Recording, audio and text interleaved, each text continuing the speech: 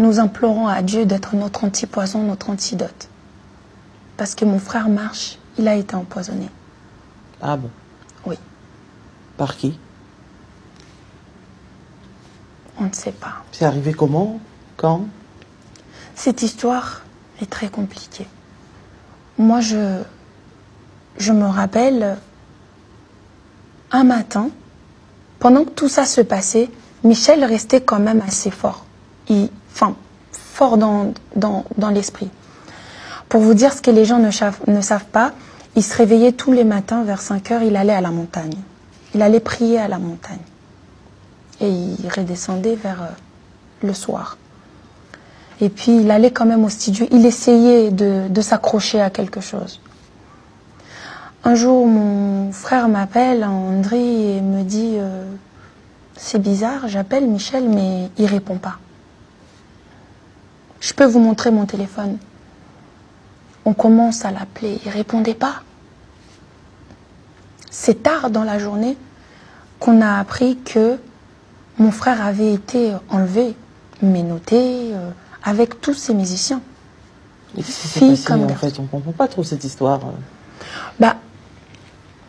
Donc il faisait partie des personnes arrêtées dernièrement. Il faisait partie des personnes arrêtées. Il y avait mon frère et tous ses chantres, y compris les femmes. Ils ont tous été arrêtés. Pour quelle raison? L'histoire dit que les gens étaient venus chercher un bassiste qui s'appelle Jérémy. Mais pourquoi arrêter tous les autres? Pourquoi ménoter Michel? Pourquoi les ménoter? Pourquoi les frapper? Pourquoi leur prendre leurs objets personnels? Ils ont été frappés. Bien sûr. Bien sûr. Et ils les ont amenés. Ils ont été arrêtés. Mais maintenant, quand je vois ne serait-ce que cette histoire, je me pose la question. Est-il devenu un criminel? Mais ça a quelque chose à voir avec ces images à lui qui ont été diffusées sur les réseaux sociaux ou... Nous n'avons pas de réponse. La personne qui était fait arrêter, la personne qui apparemment qui était arrêtée, c'était pour une autre histoire. Mais nous restons quand même confus. Quand on vient pour arrêter une personne, c'est-à-dire qu'on a un mandat d'arrêt. Mais pourquoi amener tous les autres? Et personne ne peut dire qu'il ne connaissait pas le visage de Michel. On ne peut pas dire qu'il a été arrêté par erreur. Ces pauvres enfants qui ont été arrêtés, le Florian, Yvon, même Rachel, Adassa, ils ont tous été arrêtés ce jour-là. Il y en a même qui ont passé la nuit là-bas. Ça a commencé comme ça. Mais jusqu'à être frappés quand même, là, ça va loin. Bien sûr qu'ils ont subi des violences. Ils ont été amenés dans des voitures qu'on ne pourrait même pas tracer.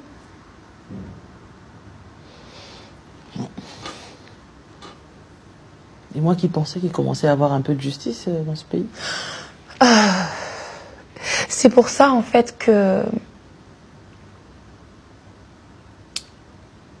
je n'ai pas les moyens que les autres auront. Le seul moyen que j'ai, c'est la prière, en fait. Le seul moyen qu'on a, c'est la prière.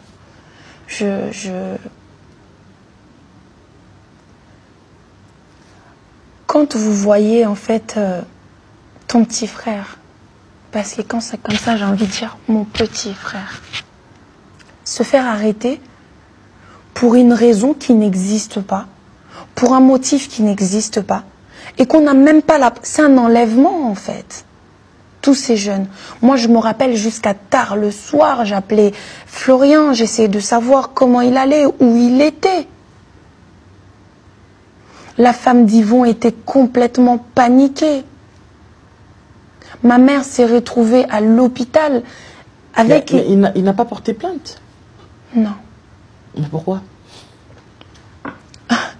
Parce que tous les jours, on entend que oui, on a institué un état de droit pour faire valoir le droit de chaque personne.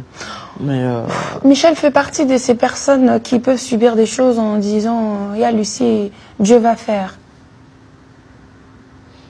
Jusqu'à maintenant, moi, je l'écoutais en fait. Oui, mais même par rapport au poison, on peut porter plainte contre X quand même. Le problème, c'est que le poison, quand ils ont tous été libérés, Michel a été libéré le soir avec les chantres, les femmes. Sauf que une partie de son équipe est restée. Et quand c'était où, en prison, en garde à vue? Non, en prison, là-bas. Ils étaient là où on amène les criminels, en fait. Ah, dans des conditions abominables. Waouh. Ces enfants innocents, que j'ai envie de dire, ont passé leur nuit là-bas. Mais au nom de quoi, en fait? Au nom de quoi et pourquoi? J'ai pas de réponse. Quand il sort, je parle à mon nom. Hein. Je ne suis pas Michel Bakenda. Je suis Lucie. Mais les gens doivent me comprendre. Mais, excusez-moi, est-ce qu'il est le seul à avoir été empoisonné? Aux dernières nouvelles, non. Parce que c'est comme ça qu'on l'a su. Quand Jérémy est sorti... Est-ce que le poison a un lien avec l'arrestation? Pour moi, oui. Parce que je ne comprends pas, en fait, comment est-ce que Michel pourrait être empoisonné? Qui voudrait empoisonner Michel et pourquoi? Comment vous avez su? Comment on l'a su, c'est que quand Florian et Yvon sont sortis, moi j'ai essayé de les joindre pour savoir comment ils allaient et tout ça. Ils me disaient, Yaya, on va pas bien, au niveau de la santé, ça va pas. Je me suis dit, mais comment ça? Enfin, ils les ont arrêtés et puis maintenant c'est la santé, il y a un souci. Mais on est quand même resté encore vague là-dessus, on n'en parlait pas, on laissait. Et quand Jérémy est sorti, sa santé était vraiment mal en point en fait. Il appelle Michel pour lui dire, il faut aller faire des examens. Donc ils sont tous partis faire des examens. Je me rappelle, un matin, j'allais au travail, j'appelle Michel et il me dit... J'ai quelque chose à te dire. Mais il faut que tu sois forte. Il faut que tu le dises à personne. À ce moment-là, j'avais plus le courage en fait. Il y a un côté qui me disait je vais pas savoir. Et un autre qui me disait mais... Limite en fait, je me disais qu'est-ce qu'il y a encore? Il y a quoi qui s'est dit encore?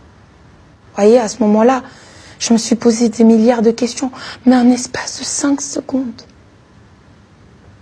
Et là, il me dit, j'étais partie faire des examens. Ils ont dit que j'ai été empoisonnée. À ce moment-là, j'ai eu la sensation qu'on venait de sortir mon cœur et qu'on marchait avec, en fait. Comme si ma vie... Mais je devais rester forte parce qu'il venait déjà de me prévenir que il fallait que je sois forte. Si je m'effondrais, je le faisais s'effondrer, en fait. Je lui dis, mais comment on fait? Il me dit, je sais pas. Je lui ai dit, il faut aller à l'hôpital, faire des examens, scientifiquement parlant. On doit avoir un papier qui dit où c'en est, c'est quoi, pour trouver savoir.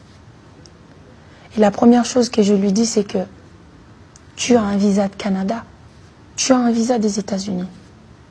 Il faut que tu partes. Et c'est là où je me suis effondrée. Il me dit, moi je bouge pas. Il faut faire des examens à tous mes musiciens pour savoir en fait comment on fait.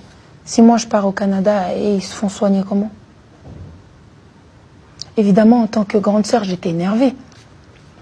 Je lui dis, mais tous tes musiciens, ils ont leur famille. Nous, on doit s'occuper de toi et eux aussi, leur famille doit s'occuper d'eux. Ce n'est pas toi qui les as empoisonnés en fait. Tu es victime.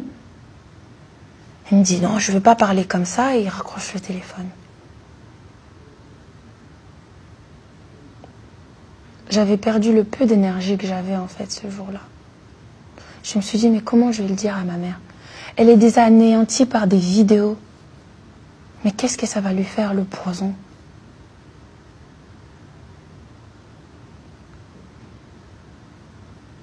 Et là, il est parti faire des examens. Et j'ai reçu.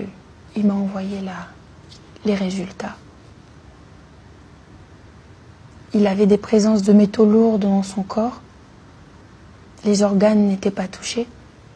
Mais c'est un poison retardé. C'est un poison retardé.